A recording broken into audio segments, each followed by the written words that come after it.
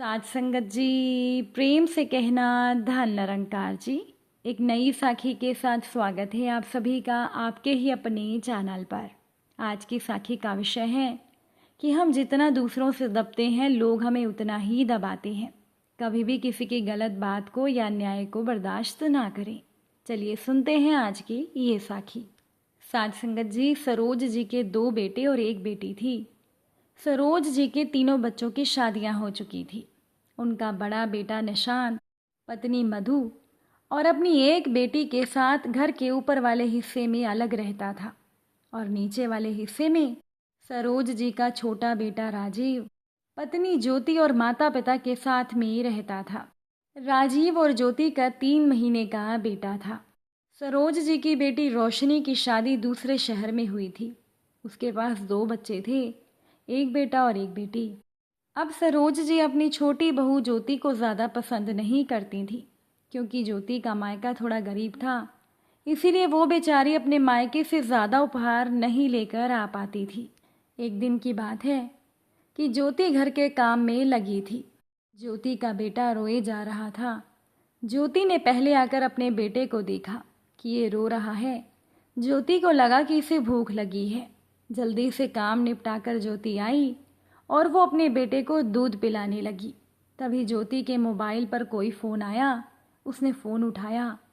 बच्चे को दूध पिलाते हुए ज्योति अपने फ़ोन पर बात भी कर रही थी कि तभी सरोज जी बाहर आईं और वो अपनी बहू ज्योति से कहने लगी, जब देखो तुम इसे दूध पिलाती रहती हो, इसे कुछ खिला भी दिया करो। मेरी बेटी रोशनी ने तो अपने बच्चों को 3 महीने से ही खिचड़ी बनाकर खिलानी शुरू कर दी थी। तुम्हारा बेटा भी 3 महीने का हो गया है, तुम भी इसे कुछ खिलाया करो।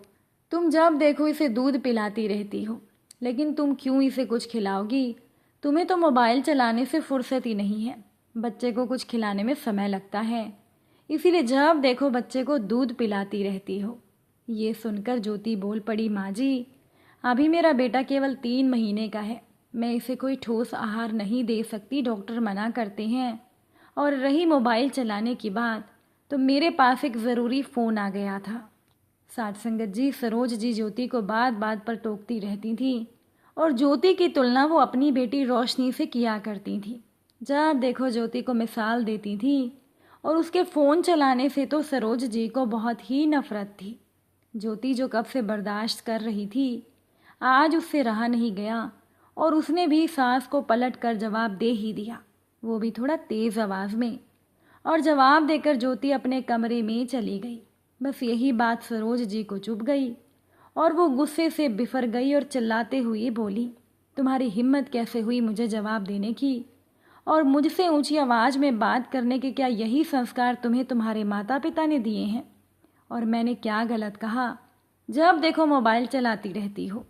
अब सरोज जी की आवाज़ सुनकर ज्योति के जेठ यानी कि सरोज जी का बड़ा बेटा निशांत नीचे आ गया और वो सरोज जी से बात पूछने लगा कि माँ, क्या बात हो गई?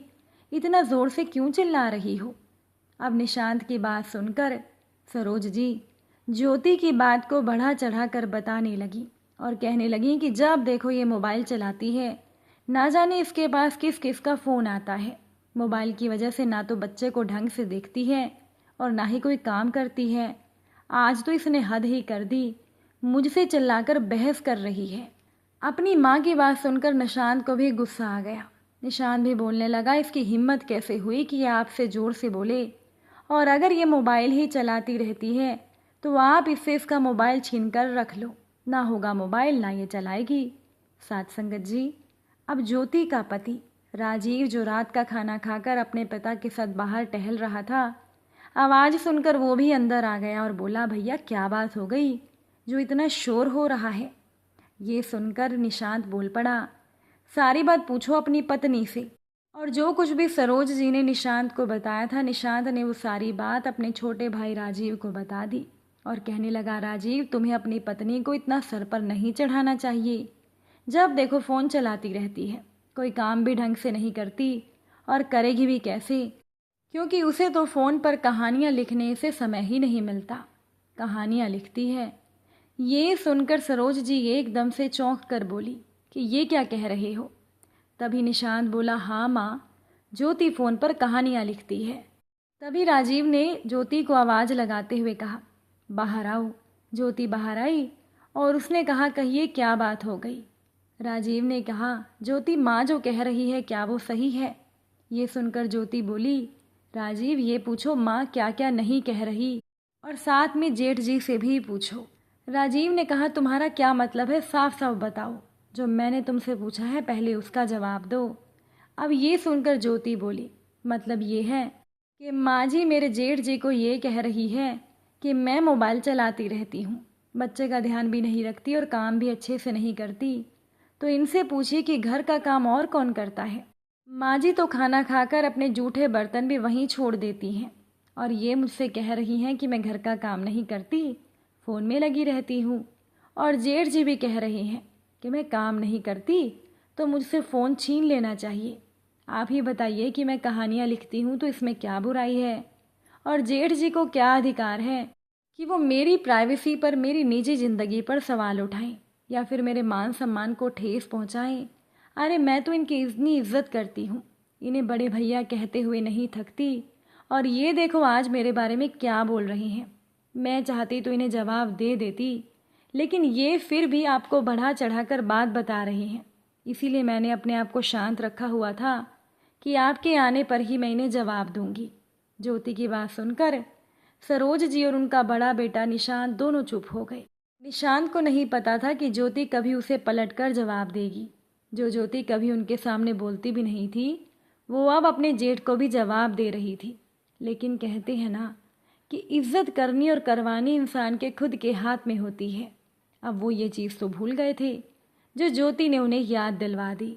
ये सुनकर राजीव भी बोल पड़ा, अरे भैया क्या आपको इस घर की छोटी बहू को ये कहना शोभा देता है कि उसका फ़ोन छीन लो? और अगर ये कहानियाँ लिखती है तो इसमें क्या गलत है? आप माँ के सिखाए में आकर ज्योति पर उंगली उठा रहे हो।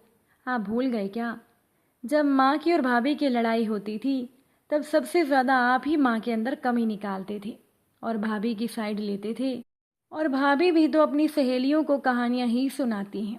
वो बात नहीं फैलती क्या? उन्हें चार लोग नहीं सुनते क्या जो आप ज्योति पर रोक टोक लगा रहे हैं?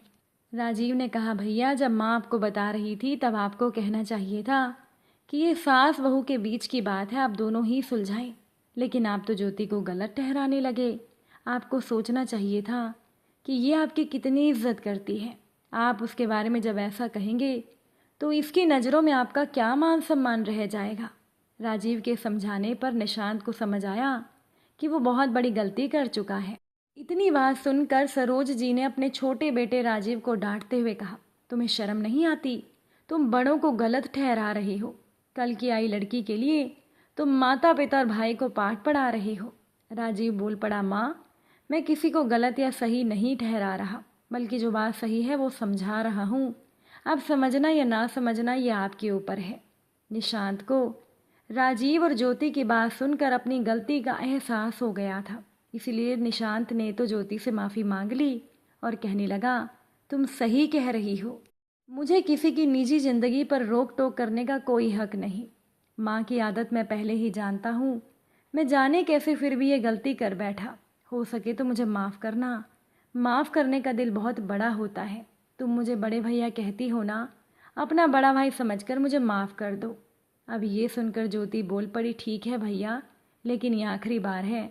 अब की बार जो कोई भी मेरी निजी ज़िंदगी पर सवाल उठाएगा या मेरे मान सम्मान को चोट पहुंचाएगा तो मैं चुप नहीं रहूँगी, क्योंकि ये मुझसे बर्दाश्त नहीं होगा। लेकिन साथ संगत जी, सरोज जी ऐसे लोगों को बात समझ में नहीं आती है। ऐसे लोगों को तो बस अपनी ही बात अच्छी लगती है। ऐसे लोग दूसरों की बात हमेशा गलत ठहराते हैं। उन्हें अपनी गलती का कोई एहसास नहीं था तो माफ़ी मांगने का कोई सवाल भी नहीं था। लेकिन अब ज्योति ये ज़रूर समझ चुकी थी कि हम जितना दबते हैं सब हमें उतना ही दबाते हैं। और अब ज्योति ने ये ठान लिया था कि वो किसी से नहीं दबेगी, किसी की गलत बात को सहन नहीं करेगी। अगर आज की ये साखी आपको अच्छी लगी हो, वीडियो को लाइक शेयर ज़रूर कीजिएगा। आप सभी से फिर मुलाकात होगी नई साखी और नए विचारों के साथ। साथ संगत जी प्यार से कहना, धन निरंकार।